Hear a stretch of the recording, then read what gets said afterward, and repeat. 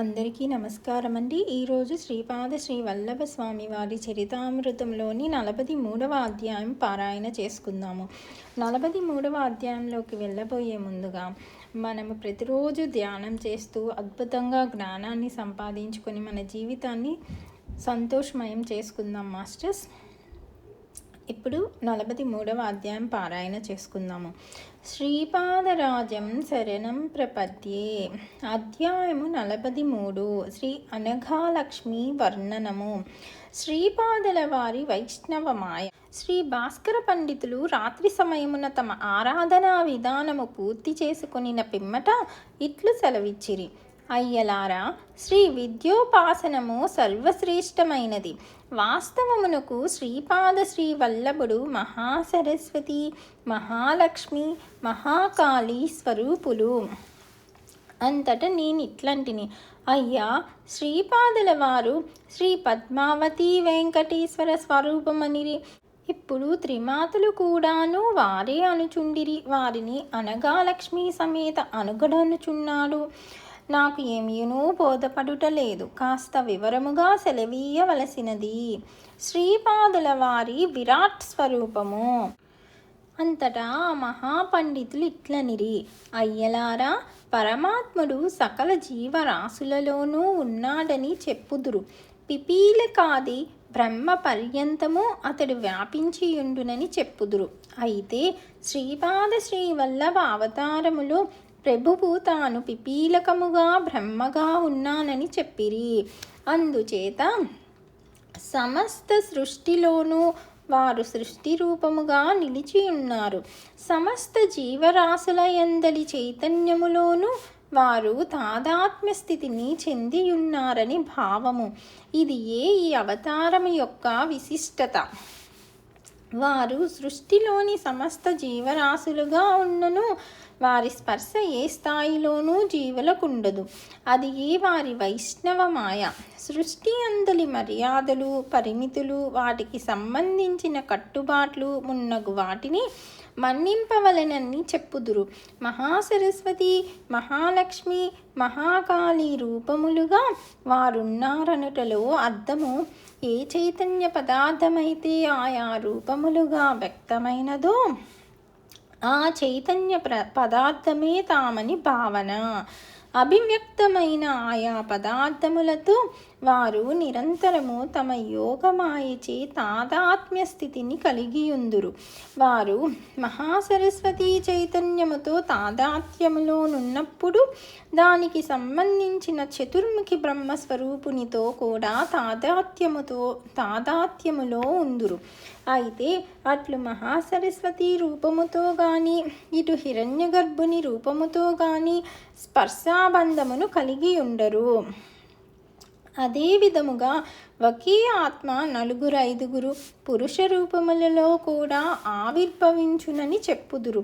ఆ ఆత్మ యొక్క శక్తి భార్యాస్వరూపముగా 4-5 స్త్రీ రూపములలో కూడా ఆవిర్భవించవచ్చునని చెప్పుదురు.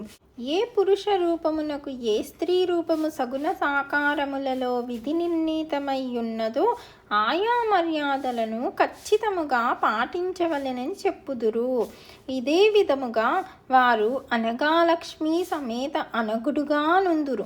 అది వారి అర్ధనారీశ్వర రూపము. అయితే శ్రీపాద శ్రీ వల్లభ రూపమున వారు యతీశ్వర రూపమున ఉన్నారు. సగుణ సాకారములందలి మర్యాదలను, పరిమితులను తూచా తప్పకుండా పాటించవలెనని చెప్పుదురు. ఇది ధర్మ సూక్ష్మము. ధర్మము వేరు, ధర్మ సూక్ష్మము వేరు. దివ్యానుగ్రహమును విశేషముగా వర్షించుటకు వారు సృష్టి రూపమున ఉన్నారు. సృష్టిలో తాదాత్మ్య స్థితి యందున్నారు కనుక మానవుల వికాసము త్వరితగతిన జరుగునని దాని తాత్పర్యము. తాము జపధ్యానములందును తపస్సునందును ఉండుదురు. ఆ ఫలితమును వారేమీ ఉంచుకొనరు. అది సృష్టికంతటికి ధారాదత్తము చేయబడును.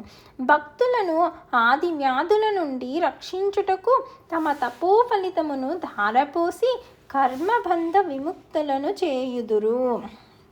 జగన్మాత యొక్క 4 శక్తులు మహాసరస్వతి, మహాలక్ష్మి, మహాకాళి, రాజరాజేశ్వరి అనునవి ఈ విశ్వములో దైవాభివ్యక్తి కోసము, విశ్వ పరిపాలన కోసం ఆవిర్భవించినవి.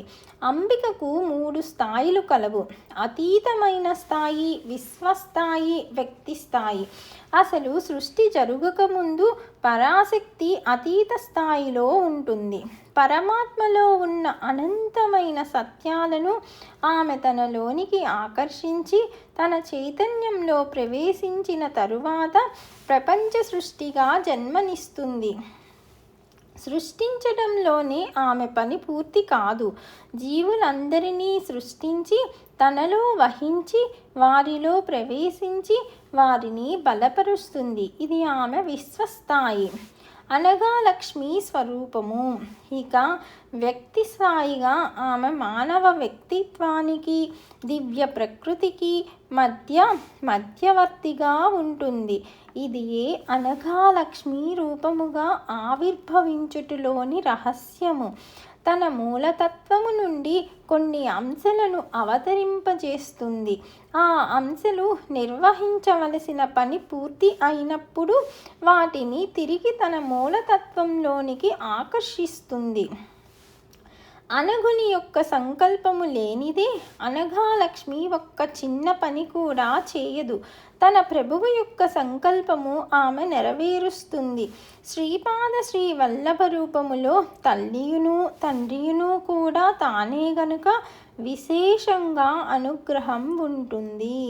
అనగా లక్ష్మికి ముఖ్యంగా 3 భూమికలున్నాయి. పరార్థగోళమునకు చెందిన సచ్చిదానంద భూమికి ఇక్కడ అనంతమైన స్థితి, అనంతమైన శక్తి, అనంతమైన దివ్యానందములలో నిండిన లోకాలు ఉంటాయి. ఈ భూమికలో నుండే ఈ జీవులు వర్ణించుటకు వీలు కానంతటి సంపూర్ణతతో ఏ రకమైన మార్పులు లేని ఏకత్వంలో జీవిస్తూ ఉంటారు. ఈ సచ్చిదానంద భూమికకు క్రింది స్థాయిలో పరిపూర్ణమైన దివ్య చైతన్య సృష్టికి చెందిన లోకాలున్నాయి. వీటిలో అనగా లక్ష్మి దివ్య చైతన్య మహాశక్తిగా ఉంటుంది. ఈ ప్రపంచాన్నే వేదంలో మహాశ్లోకమని వర్ణించారు. ఈ లోకములోని కర్మలకు వైఫల్యం ఉండదు. ప్రతి ప్రక్రియలోనూ ఇచ్ఛా, జ్ఞానశక్తులు ప్రయత్నం లేకుండానే పరిపూర్ణతను పొందుతాయి. అక్కడి అనుభవాలన్నీ సంపూర్ణమైన ఆనంద సముద్రాలు, వెల్లువలు, తరంగాలు. అసత్యం, బాధ, దుఃఖం అనేవి అక్కడ ప్రవేశించనే లేవు. ప్రతి రూపము, ప్రతి కదలిక, ప్రతి అనుభవం ఆనంద ప్రపూర్ణమై ఉంటుంది. దీనికి క్రిందుగా అజ్ఞాన భూమిక ఉన్నది. మన లోకంలో అజ్ఞానం ఉంటుంది. మనస్సు, జీవం, శరీరాలతో ఇక్కడి లోకాలు కూడి ఉంటాయి. ఇక్కడ అనుభవాలన్నీ అపరిపూర్ణతకు, పరిమితికి, వైఫల్యానికి లోబడి ఉన్నాయి. రాజరాజేశ్వరి మహిమ. రాజరాజేశ్వరి చైతన్యం మాతృమూర్తికి అనంతమైన కరుణ ఉంటుంది. అందరినీ ఆమె తన బిడ్డలుగానే భావిస్తుంది. ప్రాణమయ, మనోమయ భూమికలలో అంధకార పక్షానికి చెందిన వారు అసురులు. వీరికి ఆత్మనిగ్రహం, తపస్సు, తెలివి ఉంటాయి. వారు అహంకారపూరితులు. క్రిందనున్న ప్రాణమయ భూమికలో నున్న అంధకార పక్షానికి చెందిన వారిని రాక్షసులు అంటారు. వారికి ప్రచండమైన తీవ్ర భావాలు, ప్రభావాలు ఉంటాయి. ఇంకా క్రిందనున్న నిమ్న ప్రాణమయ భూమికలో ఇతర విధాలైన జీవులుంటాయి. వారిని పిశాచాలు, ప్రమదులు అంటారు. అసురమాయ ఏ వేషాన్నైనా వేయగలదు. పిశాచములు నిజానికి వ్యక్తులు కారు, కేవలం ఒక కోరికకు లేదా ఒక దురాశకు మనస్సు లేని రూపకల్పనలు. రాక్షసులకి శక్తివంతమైన ప్రాణమయ స్థితి ఉంటుంది. మనస్సు అనునది ఉండదు. కనిపించిన దానినల్లా కబలించాలని చూస్తారు. అసురి, కాళీ, శ్యామ, మహాకాళీ స్వరూపములు. కాళీ, శ్యామ మొదలైనవి ప్రాణమయ స్థితి ద్వారా మనకు కనిపించే రూపాలు. కాళీ అనునది విధ్వంసక శక్తి. కష్టాలు చుట్టుముట్టిన అంద సంఘర్షణలో ప్రతిదానిని చిన్నాభిన్నం చేస్తూ పోయి అజ్ఞానంలోని ప్రకృతి శక్తి ఆమె. అయితే మహాకాళి అనునది ఉన్నత భూమికకు చెందినది. ఆమె సాధారణముగా బంగారు రంగులో కనిపిస్తుంది. ఆమె అసురులకు మహాభయంకరి. రాజరాజేశ్వరి వివేకానికి ప్రతినిధి. అయితే మహాకాళి బలానికి శక్తికి ప్రతినిధి. ఆ మహాతల్లిలో తలమునకలయ్యేటంతటి తీవ్రత, సాధించడానికి కావలసిన బ్రహ్మాండమైన భావ తీవ్రత, ప్రతి పరిమితిని ప్రతి అవరోధాన్ని చిన్నాభిన్నం చేయటానికి దూసుకువచ్చే దివ్య హింస ఉంటాయి. కాళీ శక్తిలో ఉన్నది ప్రచండ వేగంతో దైవం మీదనే మనం పాదం మోపే వరకు ఊరుకోదు. సంఘర్షణ వినాశనముతో ఆమె ఆగిపోతుంది. అయితే మహాకాళి వేరు. శక్తికి మించిన ఆటంకాలు ఎదురైనప్పుడు, మన ప్రగతిని నిరోధించే శక్తులు విజృంభించినప్పుడు సాధకుడు తనలోనికి మహాకాళి శక్తిని తప్పకుండా ఆహ్వానించాలి. సాధకుల స్థాయిలో భూమికకు మహాకాళి, మహాలక్ష్మి, మహాసరస్వతి స్వరూపము. మహాలక్ష్మిలో సౌందర్య శోభ ఉంటుంది. వివేకము, శక్తి, సంపూర్ణత్వాన్ని పొందాలంటే సౌందర్యం ఉండాలి. అంటే ఇది లేకపోతే మనం ఎంత పరిపూర్ణతను సాధించామనుకున్నా దానికి పరిపూర్ణత్వం రాదు. అంటే ఒకానొక స్థాయిలో ఒక రకమైన సమతౌల్య స్థితి ఏర్పడుతూ ఉంటుంది. దానిని ఆ స్థాయిలో పరిపూర్ణత అనుకుంటాము. అయితే అంతకంటే మరి కొంచెం ఉన్నత స్థాయికి పోయినప్పుడు అక్కడ మళ్ళీ మనకు నూతన శక్తులు, నూతన పరిస్థితులు ఏర్పడుతూ ఉంటాయి. వాటికి అనుగుణంగా సరికొత్తదైన సమతౌల్య స్థితి ఏర్పడుతుంది. ఆ స్థాయిలో పరిపూర్ణత ఏర్పడుతుంది. అందుచేత పరిపూర్ణమైన పరిపూర్ణతకు మహాలక్ష్మి ప్రతీక. వివేకంలో పరిపూర్ణత వచ్చి బలంలో పరిపూర్ణత రాకపోతే పూర్ణసిద్ధి అనిపించుకోదు. అందుచేత మనకి పరిపూర్ణతలో వివేకం, బలం, సౌందర్యం, పరిపూర్ణత అనేవి 4 వాటికి చెందిన సరి అయిన పాళ్ళలో ఉంటాయి. మనిషికి తెలియరానంతటి నిగూఢమైన రహస్యం ఏమిటంటే దివ్య సామరస్యతల సౌందర్యం. ఇది విశ్వమంతటా వ్యాపించి ఉన్న సొగసు. మహాలక్ష్మి అనుగ్రహం వలన మాత్రమే అనంత వైవిధ్యం కలిగిన ఈ సృష్టిలో ఇన్ని వస్తువులు, శక్తులు, జీవరాశులు కలుసుకుంటాయి. అన్నీ ఏకమవుతాయి. ఏకత్వ స్థితి వల్ల ఆనందం కలుగుతుంది. రకరకాల వస్తువులు, శక్తులు, జీవులు అను వాటిని తన లయలుగా, రూపాలుగా మహాలక్ష్మి మలుచుకుంటుంది. మహాలక్ష్మి పరమ ప్రేమ, ఆనందాలకు అధిదేవత. అయితే లక్ష్మి అనేది భౌతిక వస్తు సంచయానికి మాత్రమే ప్రతీక. మహాలక్ష్మి అనేది భౌతిక వస్తు సంచయం. భౌతిక శక్తులు, భౌతిక జీవులు వీటిని దివ్యానంద సామరస్యానికి అనుకూలంగా మలచి దివ్య జీవనాన్ని ప్రసాదించగలిగిన మహాశక్తి. అయితే అనఘాలక్ష్మి యొక్క శక్తి సంపూర్ణముగా ప్రవర్తించాలంటే వివేకము, బలము, సౌందర్యాలతో పాటు పనిలో కూడా నేర్పు ఉండాలి. వేదములలో సరస్వతీమాత గురించిన ప్రశంస కూడా ఉన్నది. ఉపనిషత్తులలో ఆమెను ఉద్గీత అన్నారు. దశమహావిద్యలలో ఆమెను మాతంగి అన్నారు. ఆమె వైఖరి వాక్కునకు సంబంధించినది. అయితే మహాసరస్వతి అనేది వేరు. దివ్య నైపుణ్యానికి, ఆత్మ చైతన్య కర్మలకు మహాసరస్వతి ప్రతీక. ఈ మహాతల్లి కరుణ వలన మనకు కర్మలను నిర్వహించడంలో నేర్పు అలవడుతుంది. దివ్య జ్ఞానము వలన ఉపయోగాలు తెలుస్తాయి. ఆత్మ చైతన్యాన్ని జీవితానికి అన్వయించడం ఎలాగో తెలుస్తుంది. అనేక శక్తుల సామరస్యత వలన సంతోషం, ఏ రకంగా కలుగుతుందో తెలుస్తుంది. పరివర్తనకు, పరిపూర్ణతకు ఇంకా చాలా దూరంలో ఉన్న విషయాలు, చిన్న చిన్న విషయాలలో కూడా అత్యంత శ్రద్ధ, ఇవన్నీ మహాసరస్వతికి చెందిన విషయాలు. నాయనలారా, ఆనందం అనునది పరమేశ్వరునికి సంబంధించిన విషయం. అయితే పారవస్యం అనునది యోగికి కలిగే అనుభవం. అసలు కోరికలు లేని వాడికి కలిగేది హర్షం.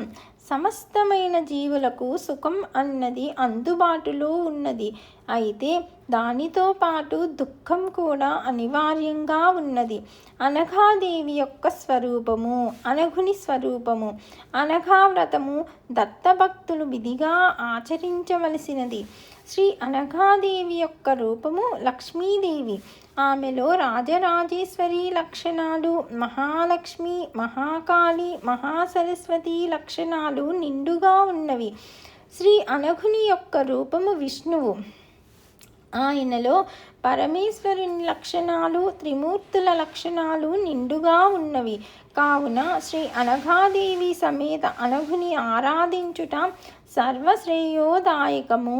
అనఘాష్టమి వ్రతము దత్తభక్తులు విధిగా ఆచరించవలసిన వ్రతము. ఈ వ్రతమును ఆచరించుట వలన సర్వశుభములు పొందవీలగును.